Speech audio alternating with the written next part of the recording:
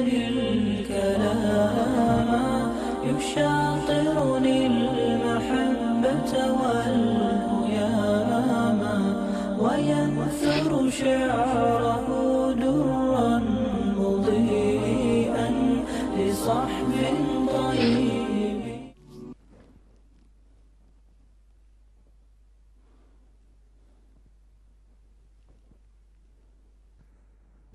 أعوذ بالله من الشيطان الرجيم بسم الله الرحمن الرحيم الحمد لله نحمده ونستعينه ونستغفره ونعوذ بالله من شرور أنفسنا ومن سيئات أعمالنا من يهده الله فلا مضل له ومن يضلل فلا هادي له أشهد أن لا إله إلا الله وأشهد أن محمدا عبده ورسوله Amma ba'd, barliq hamd sanolar olamlarning parvardigori Alloh taologa xosdir. Payg'ambarimiz Muhammad Mustafa sallallohu alayhi va sallamga, oila a'zolariga va u zotga go'zal axloq bilan ergashgan barliq mu'min musulmon qarindoshlarga Allohning salomi va barakati bo'lsin. Assalomu alaykum va rahmatullohi va barakatuh. Aziz mümin Müslüman qarindoshlar, bugungi darsimiz qanoatchan va nomuschan bo'lish, turmushda va xarajatda normal bo'lish, tilamchilik qilmaslik haqida bo'ladi.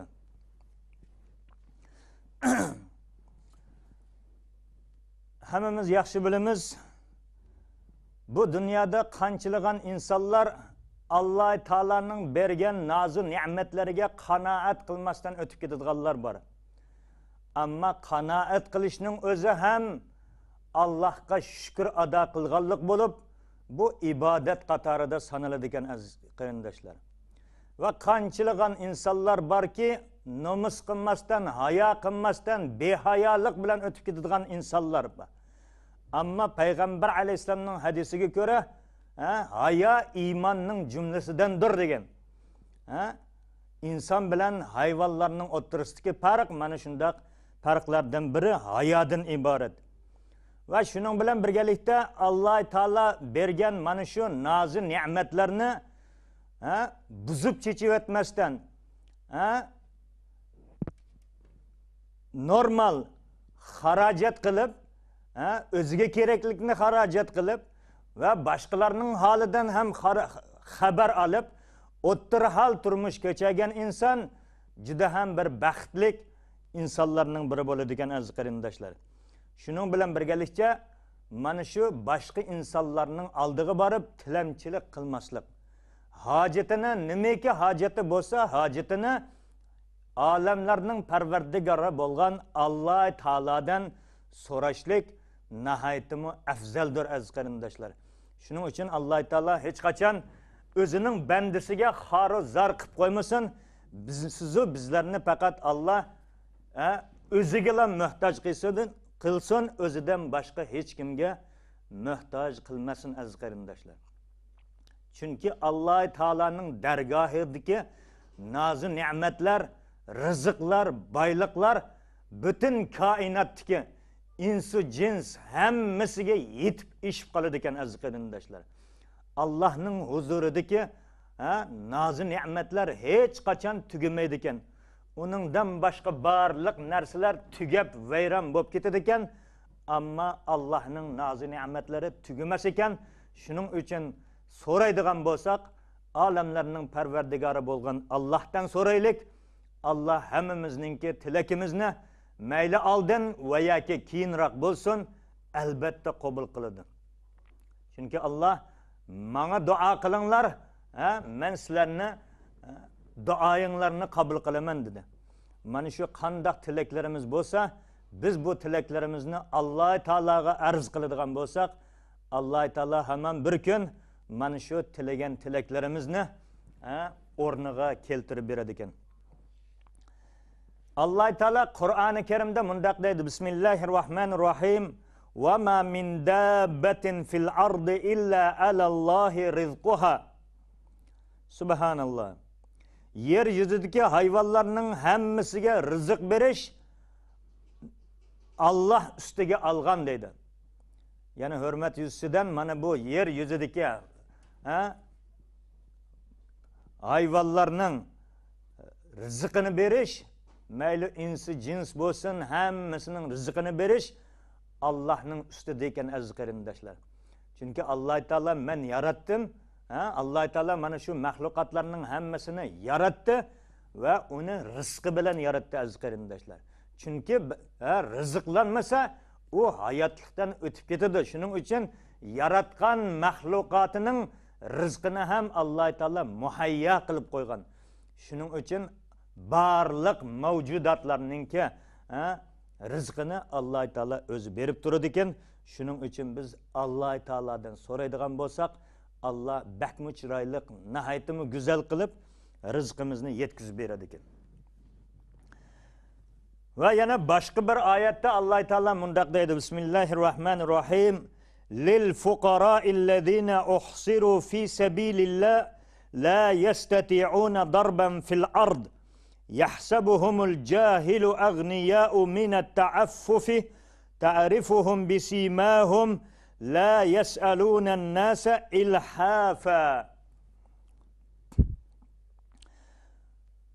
Özünü Allah yoluga atıgan, terikçilik qilish uchun yiroq joylarga borolmaydigan yo'qsillarga xayr ehson qilinishi kerak dedi. Özünü Allah yolunda atıp etken insanların halinden haber elişimiz lazım eken. Ya ki ma'lum sebeplerge göre başka bir iş qilishga yaramaydı. Ana shundoq insanların halinden haber alış gerekken. Allah yoluga çıkıp ketip balı çakaları kapkagan insanların halinden haber alışımız gerek eken aziz qarindoshlar. Hayri ehsanның en yaxşısı ana shundoq insanlarga qilingan hayr ehsandır dedi. Ahvalını uqmaganlar, ularning narsa tilemegenlikleriga qarab, ularni boy deb gumon qiladi. Chunki ular nihoyatmi qanoatchan, nihoyatmi hayolik, nihoyatmi ibalik insonlar bo'lganligi uchun birovlardan bir narsalar tilamaydi. Tilamaganiga qarab, o'zini yaxshi tutqaniga qarab, insonlar yo'q bular boylar, bularga biz narsa bersak bo'lmaydi deb o'ylaydi. Amaliyotda ular boylar emas. Ular kambag'al, miskinlar aziz qarindoshlar. Ammo tilashdan nomus qiladi. O'zini Allohga tavakkal qiladi. Ana shundoq insonlardan holidan xabarab turishimiz kerak ekan. Alloh taolo Qur'oni Karimda aytadi ekanki, ta'rifuhum bisimahum dedi. Ularni sen chiroydan tonib olasan, ana shundoq hayoliq, nomuschan insonlarni chiroydan tonib olib bo'ladi deydi. Shuning uchun xayri ehsonni ana shundoq insonlarga qilishimiz kerak ekan. Ular kishilarga choplashib olib tilamchilik qilmaydi. Mening erim paloniya ketganda, mening balam uning jihad ketganda, u ketganda, bu ketganda, biz anda qoldik, ya och qoldik, yalang'och qoldik deb mana shundoq qilib insonlarning oldiga borib shikoyat qilmaydi. Ular shikoyatini faqat Alloh taologa qiladi. Shuning uchun ana shundoq insonlarni izlab so'rab tepib, ana shundoq insonlarning holidan xabar oladigan bo'lsak, xayri ehsonning eng yaxshisi ana shularga qilingan xayri ehson ekan aziz qarindoshlar. Abu Hurayra radhiyallohu anhudan rivoyat qilingan hadisda payg'ambarimiz Muhammad Mustafa sallallohu alayhi va sallam mundaq deydi: "Laysal ghina an kasratil ard, walakinnal ghina ghinan nafs." Baylık malning ko'p bo'lganligida emas dedi. Haqiqiy baylık ko'ngil bayligidir dedi. Nihoyatmi to'g'ri so'z aziz qarindoshlar. İnsanning nafsi to'q bo'lmasa, insonning ko'zi to'q bo'lmasa, insonning ko'ngli to'q bo'lmasa, u haqqanchi millioner, milliarder bo'lsa ham bu dunyoda ochko'zlik bilan o'tib ketadi. Chunki unda qanoat degan narsa yo'q aziz qarindoshlar. Shuning uchun her bir nazı nimetlerge erişkenimizde ve erişmegenimizde Allah Teala'ga Rabbim qanni'ni bima razaqtani, mana bu bana rızık kılıp bergen nazı nimetinge meni qanoat qiladigan bandalaringdan qilgin deb duo qilishimiz lozim. Qo'limizga bir ne'mat tushsin, mol dunyo kelsin yoki boshqa bir narsa kelsin, nimaki bo'lsa, ey Robbim, berganingga shukr. Mana shu bergan nozi ne'matlaringga qanoat qiladigan bandalaringdan qilgin deb. Agar biz qanoat qilmasak, dunyoning teg'i o'zimizning bo'lsa ham to'ymay o'tib ketamiz bu dunyodan aziz qarindoshlar. Chunki insonning nafsi ana shundoq narsa. To'ymas. Faqat uningga iymon sohiblari bo'lgan haqiqiy mu'min muttaqi bandalar mana buningdan mustasno, boshqa dunyoga berilgan, havoyi havasga berilgan insonlar bu dunyodan to'ymasdan o'tib ketar ekan. Hakim ibn Hizam radhiyallohu anhu mundaq deydi. Kunlarning birida men payg'ambar alayhisolamning huzuriga kelib, "Ya Rasululloh, menga bir yordam qilsangiz" dedim deydi. Shunda payg'ambar alayhisolam menga yordam berdi deydi. Yana kunlarni o'tkazib, yana payg'ambar alayhisolamning huzuriga bordim, "Ya Rasululloh, menga yordam qiling" deb. Payg'ambar alayhisolam yana yordam qildi. Yana kunlarning birida yana payg'ambar alayhisolamning huzuriga bordim, "Ya Rasululloh, menga yordam qiling" dedim. Payg'ambar alayhisolam yana yordam qildi. Payg'ambar alayhisolam ana shundoq inson edi. Qo'lida bog' bo'lsa, hech ayamasdi. O'zini o'ylamasdi, oilasini o'ylamasdi, ummatini o'ylar edi, xalqini o'ylar edi aziz qarindoshlar. Beratdi.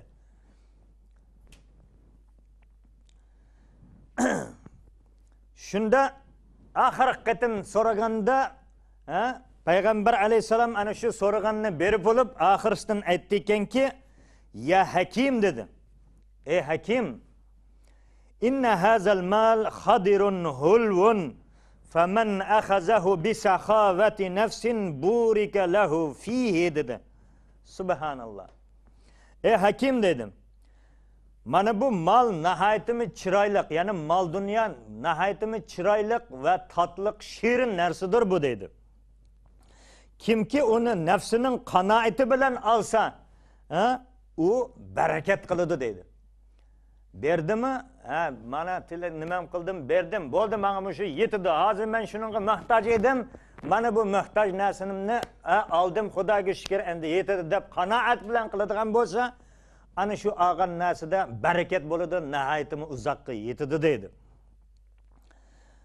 "Amma va man akhazahu bi israfi nafsin lam yubarak lahu fihi va kana kallazi ya'kul va la yashba" dedi.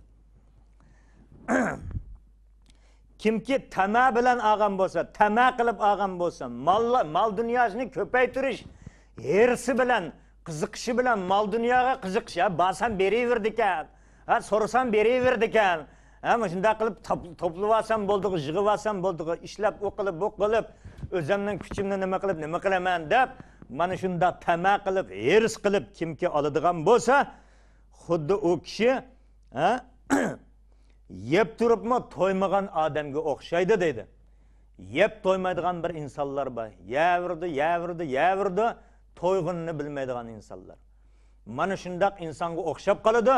Shuning bilan birgalikda u mol dunyoni ko'p ilib oldim degan bilan mana bu mol dunyoda barakat degan narsa bo'lmaydi dedi.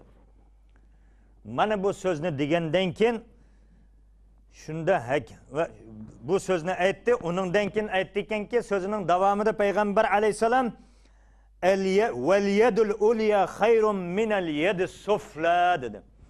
Ustunki qo'l, ya'ni beradigan qo'l ostinki qo'ldan, ya'ni oladigan qo'ldan yaxshidir dedi. Ya'ni tilamchilik qilgandan ko'ra tilamchilik qiladiganlarga beradigan ish nihoyatda a'lo. İnsanlarga tilaydigan emas, insonlarga berishga, "Ey Robbim, menga ham mol dunyo berginki, men ham boshqalarga sadaqa ihson qilay, yaxshilik qilay, mehr shafqat qilay, dardiga darmon bo'lay" deydigan bo'lsak, Alloh taolo mol dunyo bersa, ana shu mol dunyoni Alloh yo'lida sarflaydigan bo'lsak, bu nihoyatda yaxshi. Birovlarning qo'liga qarab qolish, bu bakmi nihoyatda chatoq narsa aziz qarindoshlar. Shuning uchun Alloh barchamizni beradigan sadaqa ihson qiladigan, mehr muruvvat ko'rsatadigan solih qullaridan qilsin. Bandasiga aslo muhtoj qilib qo'ymasin aziz qarindoshlar. Mana bu ba'di payg'ambar alayhisalom oxirisida mana bu chiroyli ikki og'iz so'zni qilib qo'ygandan keyin Hakim ibn Hizam radhiyallohu anhu shu yerda o'ylanib, ey Allohning payg'ambari dedi. Ey Allohning payg'ambari dedi. Vallazi ba'athaka bil haqq la arza'u ahadan ba'daka shay'an hatta ufariqa ad-dunya. Ey Allohning payg'ambari dedi. Seni haq bilan uvatgan zot Alloh bilan qasamki dedi. Buningdan keyin men boshqa hech qachon bir narsa so'ramayman. Hech kimdan hech qachon bir narsa so'ramayman dedi. Toki mana shu dunyodan o'lib ketgunimga qadar hech kimdan hech narsa so'ramayman. Mana shuni sening huzuringda ey Allohning payg'ambari qasam qilib aytamanki, buningdan keyin hech narsa hech kimdan so'ramayman deb ketib qoldi. Payg'ambar alayhisalom vafot qildi. Abu Bakr radhiyallohu anhuning xalifalik zamoni boshlandi. Ana shuningdan keyin islom dunyosida, ya'ni Baytul Malda nihoyatda mol dunyolar ko'payib ketishga boshladi. Mana shu mol dunyolarni xalifalar kambag'allarga, miskinlarga, muhtojlarga taqsim qiladi. Kim kambag'al bo'lsa, ana shu Baytul Maldan olib chiqib beradi. Ana shunda ham nimani chaqirtirdi? Mana bu Hakim ibn Hizam radhiyallohu anhu ni chaqirtirib, Abu Bakr radhiyallohu anhu, ey Hakim, mana bu Baytul Maldan, mana bu g'animat o'ljilardan sening nasibangni tayyor qilib qo'ydim, nasibangni olgin. Hamma odamning o'ziga yarasha nasibasi bor, sening ham nasibang bor. Mana bu nasibangni olgin deganida, men hech qanday narsa qabul qilmayman, kerak emas deb rad qildi aziz qarindoshlar. So'zida turdi, va'dasiga vafo qildi. Abu Bakr radhiyallohu anhu ham bu dunyodan o'tib ketdi. Umar radhiyallohu anhuning xilofatchilik zamoni boshlandi. Umar radhiyallohu anhu ham ana shu o'z zamonasida Hakim ibn Hizam radhiyallohu anhu ni chaqirtirdi. Ey Hakim, mana bu g'animatlardan, mana bu o'ljilardan sening nasibangni, rizqingni Allah belgilab qo'ygan, taqsim qilgan rizqingni men ayirib qo'ydim. Mana bu nimangni olib ketgan. Og'im mana uni qabul qilgan deganda ham Hakim ibn Hizam radhiyallohu anhu menga hech narsa kerak emas deb qabul qilmadi aziz qarindoshlar. Shunda Umar radhiyallohu anhu barliq ashu nimadagi sahobalarga xitob qilib aytdikanki, ey mu'minlar jamoasi dedi. Men Hakim ibn Hizamni chaqirtirib olib keldim. Aqsidan uningga Alloh taolo belgilab qo'ygan rizqi nasibasini ayirib berdim. Ammo Hakim ibn Hizam bu nasibasini qabul qilishdan rad qildi. Buningga sizlar guvoh bo'linglar dedi. Sahobalarning hammasi guvoh bo'ldi. Oxir oqibatda mana shu sahaba ham Hakim ibn Hizam radhiyallohu anhu ham hayotining oxirigacha mana bu dunyodan ayrilguncha hech kimdan hech narsa so'ramasdan peshoni tari bilan mehnat qilib bu dunyodan o'tib ketdi aziz qarindoshlar. Mana shundaq sahobalarning ruhidan ugunadigan, jasoratidan jasorat oladigan ma'mun muttaqi bandalardan qilgin ey Robbim.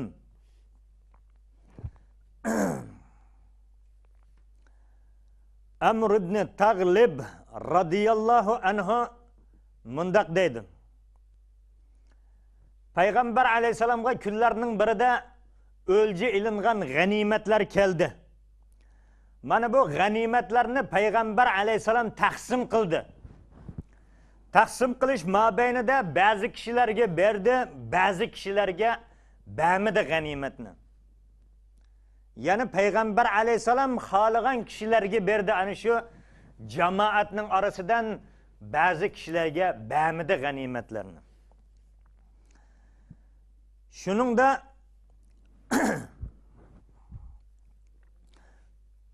taqsimlab bo'lgandan keyin mana bu jamiyatda gap so'zlar paydo bo'ldi ekanki, g'animat berilmagan insonlar azroq norozi bo'lib qopti. Payg'ambar alayhisalomdan bizga bermidi deb norozi bo'lib qopti degan so'z Payg'ambar alayhisalomning quloqiga yetib keldi. Shunda Payg'ambar alayhisalom Alloh taolaga hamd sano aytib, mana bu insonlarni yig'ib aytdi ekanki, "Vallahi inni la'u'tir rajula va ada'ur rajula." Alloh bilan qasamki, men mana shu g'animatlarni ba'zi kishilarga berdim, ba'zi kishilarga bermadim dedi. "Vallazi ada'u ahabbu ilayya min allazi u'ti." Amma men g'animatlarni bermagan kishilar bo'lsa, menga g'animatlarni bergan kishilarimdan yaqinroqdir dedi. Bermagan kishilarni men ularga nisbatan ko'proq yaxshi ko'raman. Ular menga ana kishilardan ko'ra ko'proq yaqin dedi. "Walakinni innama u'ti aqwaman lima ara fi qulubihim min al-jaza'i wal hala'." Lekin men dillarda qo'rqinch va g'amkinlikni ko'rgan kishilarga berdim. Qo'rqinch va g'amkinlikni nima bo'lgan insonlarga, ojiz insonlarga va taraddud qilib, islomda nima bo'lib turgan, salbishga ojiz bo'lib turgan, qo'rqib turgan, g'am qilib turgan mana shunday insonlarga berdim dedi. Ularning dilini yanada mustahkamlash va ularni yanada islomga ko'proq jalb qilish uchun. Alloh qalblariga boylik, yaxshilikni ato qilgan kishilarga bermadim dedi. Bermagan kishilarim bo'lsa iymoni nihoyatda mustahkam. Chunki ularning qalblarini Alloh taolo boy qilib qo'ygan, ko'zlarini to'q qilib qo'ygan. Shuning uchun men ularga bermadim va sal iymoni ojizroq, mana shu taraddudda turgan mana shundaq insonlarga taqsim qilib berdim. Buning sababi mana shu dedi. Amr ibn Tag'lab mana shularning qatoridandir dedi. Mana shu Amr ibn Tag'lab radhiyallohu anhu ga ham Payg'ambar alayhisalom bermasdan, g'animatlarni, o'ljilarni bermasdan o'tib ketgan. Mana shu Amr ibn Tag'lab ham mana shundaq ko'ngli boy, ko'zi to'q sahobalardandir dedi. Amr ibn Tag'lab aytdi ekanki, Allohning nomi bilan qasamki, Payg'ambar alayhisalomning menga qarata qilgan bir ig'iz so'zi men uchun arablarning arzulaydigan qizil to'gisidanmi so'yimlikdir dedi. Ana shu jamoatning orasida Payg'ambar alayhisalom Amr ibn Tag'labga ham mana shunday ko'ngli boy insonlarning jumlasidandir deb aytgan. Mana bu so'zi men uchun Arablar eng faxrlanadigan, eng yaxshi ko'radigan qizil to'ga degan to'gisi bo'ladi arablarningki. Mana bu qizil to'ga qandaq bir arabda bo'lsa, bu uning uchun nihoyatda cho'ng sharaf, nihoyatda cho'ng baxt hisoblanadi. Xuddi masalan hozirgi zamonda olib aytadigan bo'lsak, qandaq bir insonningki masalan tikchar aeroplani bor yoki bo'lmasa eng oliy darajalik Mercedes mashinasi bor insonlarga qiyos qilishimiz mumkin masalan. Qandaq bir insonning eng oliy Mercedes mashinasi bo'lsa, o hech kimda yo'q mashina, menda bor deb faxrlanib nima qiladigan holatda. Payg'ambar alayhisalomning mana bu aytgan so'zi xuddi arablar orzulaydigan qizil to'gisidanmi, qizil to'gisi bor insonlardan ham men suyimliroq bo'lib ketdim. Mana shunday ruhlanib ketdim Payg'ambar alayhisalomning so'zidan men dedi aziz qarindoshlar. Shuning uchun mana bu hayot oson emas. Hammamiz yaxshi bilamiz. Bu hayotda podshoh ham qizlanadi ekan aziz qarindoshlar. Vazirlar ham qizlanadi ekan. Millionerlar ham qizlanadi ekan. Murodi maqsadiga hech qanday bir inson yetolmaskan bu dunyoda. Hech kim men dunyodan hamma narsani qo'lga keltirdim deyilmas ekan. har qandaq bir insonning nimadir bir orzusi bo'ladi ekan, yetilmagan. Shuning uchun aziz qarindoshlar, shuning uchun Alloh taolo bergan rizqqa qanoat qilaylik. Alloh taolo bergan rizqqa shukr qilaylik. Shukronasini ado qilaylik. Oxiratda mana shu niyat qilgan arzu umidlarimizning hammasiga Alloh taolaning o'zi erishtirsin. Chunki jannatga kirganingizda siz erisholmaydigan hech qanday arzu ve niyetleriniz bo'lmaskan aziz qarindoshlar. Nimaniki arzu qilsa, nimaniki hayal qilsa, ana shu narsa insonning oldida hozir nazir bo'lib, tayyor bo'lib turadi. İnson uning uchun mehnat qilmaydi. Ko'ngliga kelgan narsaning o'zi u insonning oldida, yan atroflarida, hamma yerida hozir nazir bo'ladi ekan. Shuning uchun mana bu 4 kunlik aldamchi dunyoga berilmay, taat ibodatimizni joyida qilaylik. Alloh taolo bergan va bermagan nozu ne'matlarning hammasiga qanoat va shukr qilaylik. Rabbimizga hamd sanolar aytaylik, shukronasini ado qilaylik. Oxiratda mangulik baxt saodatga erishaylik aziz qarindoshlar. Darsimni oxirisida mana bu hadis bilan tugatmoqchiman aziz qarindoshlar. Abdurrahman ibn Avf ibn Malik al-Ashja'i radhiyallohu anhu mundaq deydi. Kunna inda Rasulullah sallallahu alayhi ve sellem 9 aw 8 aw 7 faqala ala tubayi'una Rasulullah sallallahu alayhi ve sellem. Abdurrahman ibn Avf al-Maliki al-Ashja'i radhiyallohu anhu aytadikanki, kunlarning birida biz payg'ambar alayhisolamning atrofida 7-8-9 kishi atrofida kishilar bor edik dedi. Shunda payg'ambar alayhisolam aytdikanki, ala tubayuna Rasululloh sallallohu alayhi va sallam, payg'ambaringlarga bay'at qilmamsizlar dedi. Ana shu atrofda turgan sahobalarga payg'ambar alayhisolam, payg'ambaringlarga bay'at qilmamsizlar, qo'l bermamsizlar dedi. Ve kunna hadisi ahdin bi bay'atin. Çünkü biz şu bir neçe gün aldın ya azgını vaqt aldın Peygamber aleyhisselamga bay'at qilgan edik. Ama bay'at qilganimizga hech qancha vaqt o'tmasdan, hech qancha kunlar o'tmasdan kunlarning birida yana shu to'planib qolgan bir necha kishilarning orasida Peygamber aleyhisselam payg'ambaringlarga bay'at qilmamsizlar dedi. Shunda biz aytdik, qad bay'anaka ya Rasulullah, ey Allohning payg'ambari, biz sizga bay'at qilgan edik dedi. Thumma qala ala tubay'una Rasulullah. Keyin payg'ambar alayhisalom yana Allohning payg'ambariga bay'at qilmamsizlar dedi. Subhanallah. Fa basatna aydina. Shun bilan biz qo'llarimizni ochdik dedim. Va qulna qad bay'anaka ya Rasulullah. Shuningdan keyin biz yana bay'at qilishimiz kerak o'xshaydi deb yana qo'limizni ochdik. Ya Rasululloh, biz sana bay'at qilgan edik dedik. Fa'alama nubayi'uka. Biz sana bay'at qilgan edik, yana nimaga bay'at qilamiz dedik dedi. Shunda payg'ambar alayhisalom aytdikanki, ala an ta'budulloha va la tushriku bihi shay'an. Allohga ibodat qilishga bay'at qilinglar. Allohga sherik keltirmaslikka bay'at qilinglar dedi.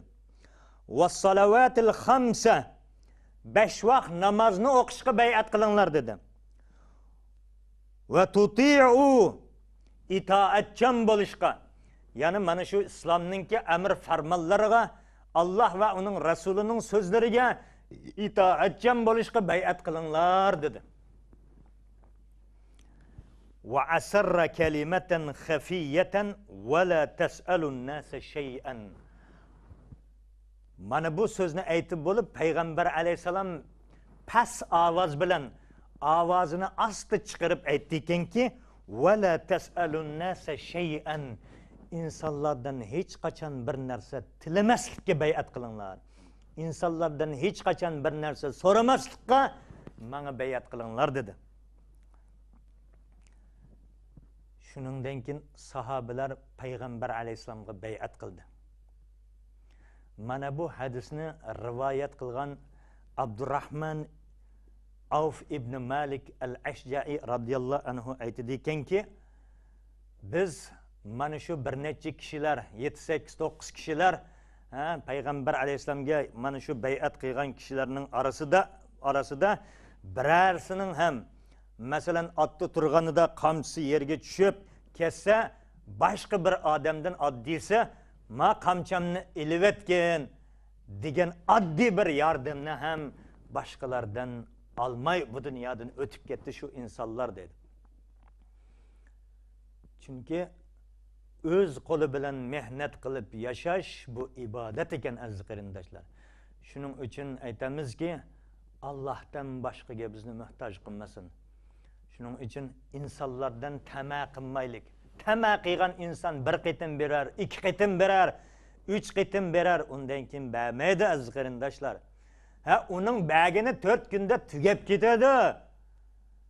Ammo Alloh taolaning bergini hech qachon tugamaydi. Chunki qanoatchan insonning mol dunyosi tugamas ekan aziz qarindoshlar. Qanoat qilmasdan tama qiladigan bo'lsak, hirs qiladigan bo'lsak, mana bu mol dunyoda barakat bo'lmas ekan, mol dunyo tugab ketar ekan. Alloh taolo hammamizni o'zidan tilaydigan bandalardan qilsin, bergan nozu ne'matlarga qanoat qiladigan, hayolik, ibolik insonlardan qilsin va oxiratda Alloh taolo hammamizni o'zining jannati bilan musharraf qilsin aziz qarindoshlar.